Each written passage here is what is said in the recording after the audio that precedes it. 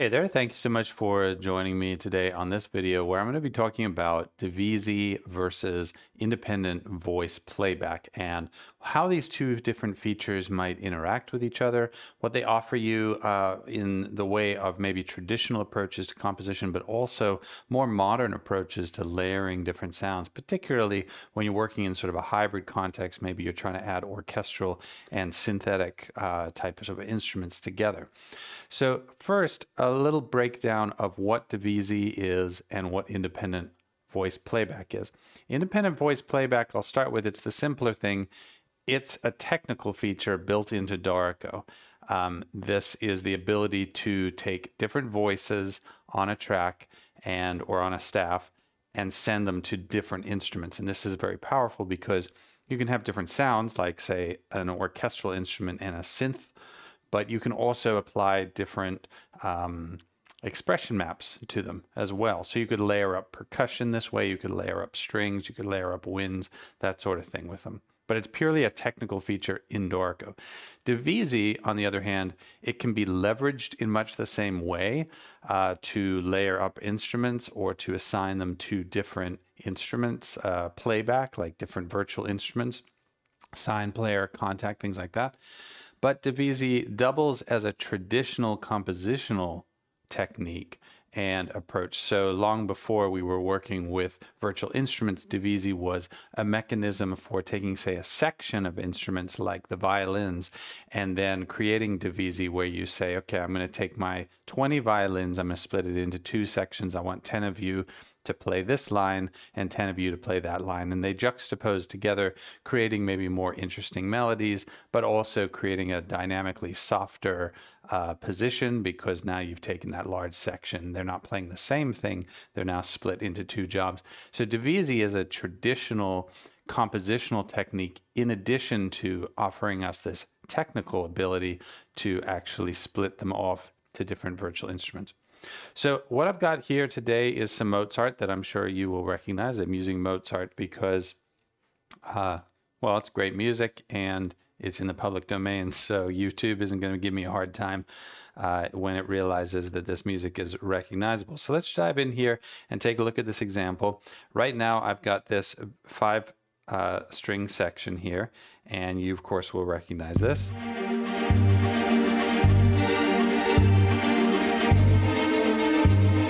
Okay, so what we're going to be doing here is we are going to be looking at this viola section here, and you can see that there are two different lines really happening, and this is sort of helping to create a harmonic structure here. So what I'm going to do is first show you how you can turn this into Divisi, and that's actually going to change the presentation of the staff. And there's actually a very easy way to do this. The first note, I go up to the edit menu and I go to select to end of flow. Sneeze. Sorry about that. Now that I've selected all the notes, I'm going to cut them. I'm going to select this bar where I want the Divisi to begin. I'm going to right click on it and I'm going to go to staff menu and change Divisi. And here I can decide whether or not I want a soloist and the rest of the section. If you do that, you see solo gli altri, which is very common. Or you can just split the section by adding another section. And that's basically going to split it in two. All right, so that's what I'm going to do here since there are two different voices really happening. Now, if you can see that the viola has an extra staff. Now that so far this is nothing new. I'm going to paste special and explode, and that's going to basically take that top voice and put it on the top staff, the lower voice and put it on the lower staff. And now when I play it back, I'm getting exactly the same thing. Okay, that's all pretty standard. The thing is, when you go into play mode here, you can actually see that now there's a staff 1 and a staff 2. And they both have just a single voice on them, so we're not actually using different voices as yet. But you can enable independent voice playback on this track now, and what you're going to get there is the ability to choose a different instrument, or in this case, a channel. You see this has just been assigned to 9. This one has been assigned to 12. right? And over in Hallian, I've got this kind of traditional viola, and then I've got this synth sounding bowed strings. So now I've got two different instruments. I'm not going to demonstrate having two different expression maps, but you could do that as well. Thanks for your message there, Shuba. Sorry if the strings are sounding too loud. I think maybe what's happening is that they're distorted. Let me see. They probably were a little hot and getting distorted, so thank you for posting that. I hope that that improves it. So now when we're playing back,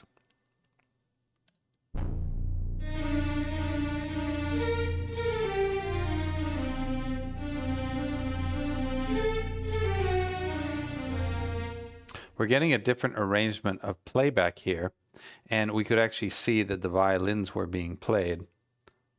That was because they were selected. If I go ahead and select the violas, actually I'm just going to go ahead and select a collection so that we're only hearing the violas. We're going to see that it plays back on channel 9 over here, playing our traditional violas, and then this synth as well. Right, we can see the signal here. Now I've got this bowed string synthetics volume down on purpose because it is a bit of an aggressive sound, but you'll be able to hear that if I bring the traditional violas down and bring this up, it's definitely a synthetic sound.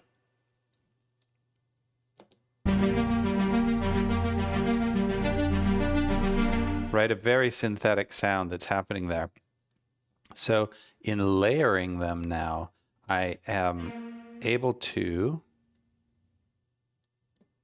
go into play mode, and I can select. Now it's done it automatically for me, but you could, if if you wanted to, you can go ahead and create maybe a sine player for the first staff, and then for the second staff, you can have.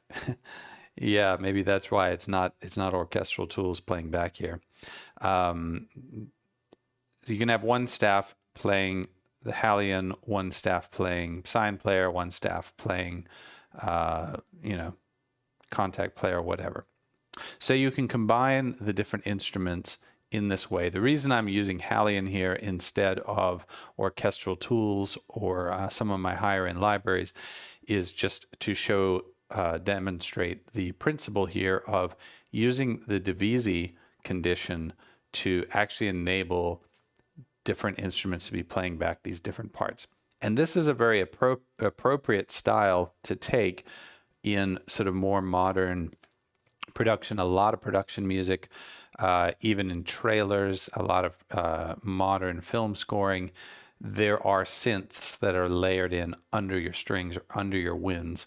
And this is part of what kind of gives it a modern sound. Sometimes it's what can really create bass, where maybe an instrument's bass is naturally acoustically limited. A synth can add in that sort of structure underneath.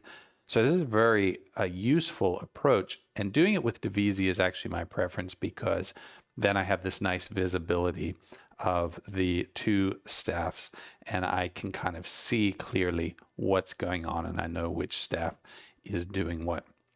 But there is a slightly different approach, right? So that's the Divisi approach. The other approach is to actually do this with different voices. So here what you can do is if we go back to the viola with both of these on the same staff, you can see that I actually do have an upstem and a downstem. You can see that actually down here, that note is registered as a downstem because this was already part of my demonstration. But here, this is how I prepare a part like this to actually play in two different voices. I would go ahead again, select a note, go up to edit, select to end of flow, and then I would right click and I would use this voices submenu here, or right here, to change voice, and I would choose something like new upstem voice, new downstem voice. I had already created in preparation for this video another downstem voice. So once you select that, or you select create a new downstem voice, it's going to actually move those notes into that voice, and that's why you see upstems and downstems. We don't actually have to do Divisi in order to be able to separate these out. This is just the first step though. Now I do personally like, for visibility's sake, up in the view menu, go to note and rests, voice colors, and then it's very clear which notes are in which voice. So that can be very helpful, especially if you do have, like, say, 4 voices on one staff or a grand staff or something, then it can be a little more visible what you're dealing with. Now that you have notes on these different staves, you'll see that in the play view, you have actual upstem and downstem voices represented under the viola. And likewise here, you can enable on the viola, enable the independent voice playback. Clicking that button, you see that it creates, sorry, it didn't, there it goes. It creates the 2 different staffs or staves. It's not actually creating 2 different staves, but it's creating these 2 lanes or tracks within the play mode, and each one can be assigned to a different instrument or a different channel. So you can see I'm going to go ahead and throw this on channel 12 like that. So now I'm getting exactly the same sort of condition where when I play these back, they're going to be playing back through the 2 different instruments that I've connected them up with in the play mode. So making sure that I see what's actually happened here is that it went into 2 different instruments. You see this one's going into Hallian and this one's going into Hallian Sonic. So I'm going to go ahead and throw that into Hallian, but on channel 12, like so. So they're both on Hallian, like so. And now when I play, these 2 different voices are coming through on channels 9 and 12.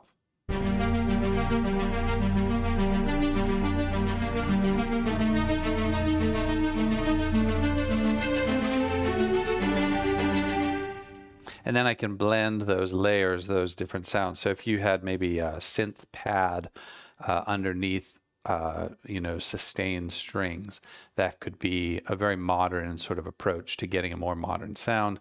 But it all is working within Dorico. It's giving you a lot of visibility into the fact that you have 2 different things going on. It's giving you good control. You can actually even have 4 different voices set up on your staff, and then select the notes and move them to different voices to even audition. If you are working with just strictly traditional orchestral sounds, it's also very common these days, in order to get in some ways it's strange, but to get a more realistic sound, it's often the case that composers are layering different libraries, maybe layering orchestral tools, Berlin strings, with CSS, cinematic studio strings, something like that. And by layering these instruments, you actually create something that is a bit more realistic, because there's more nuance and variety in the actual string samples that are sort of combined together, which actually is more like having all of these different actual violins with their strings responding to temperature in the air and the humidity and all those subtle differences that can make a large string section sound richer and more vibrant. So if you are working on strictly orchestral music and you're not working with synths or anything like that, this can still be very useful for layering up those different libraries. I know that I have a solo violin from Orchestral Tools that sounds great when I lay it over my normal violin section just as another line. I write a little bit of different CC data, CC1, CC11 on that solo violin, even though it's playing the same thing as section 1, and it just adds a little bit more life because it was sampled on a different day, I guess, maybe with a different violin or something like that. So I hope that this has been instructive. Again, just a sort of 10-second summary. Divisi is a traditional approach, and it does have real functionality for your what kind of mood and texture you're trying to get.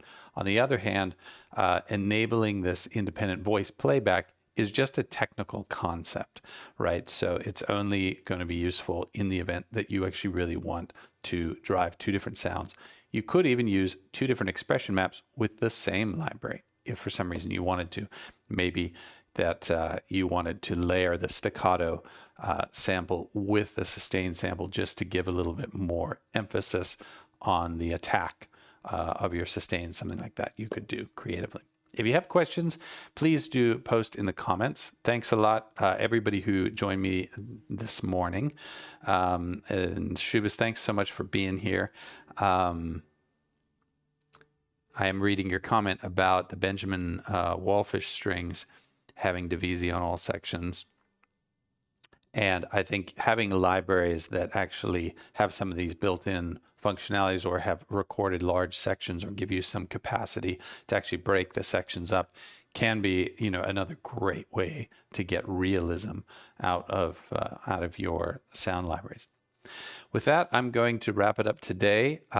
It is, I believe, Thursday, so I will be back here on Tuesday. If you have questions, please post in the comments. If you're new to the channel, please like and subscribe if you got something out of the video.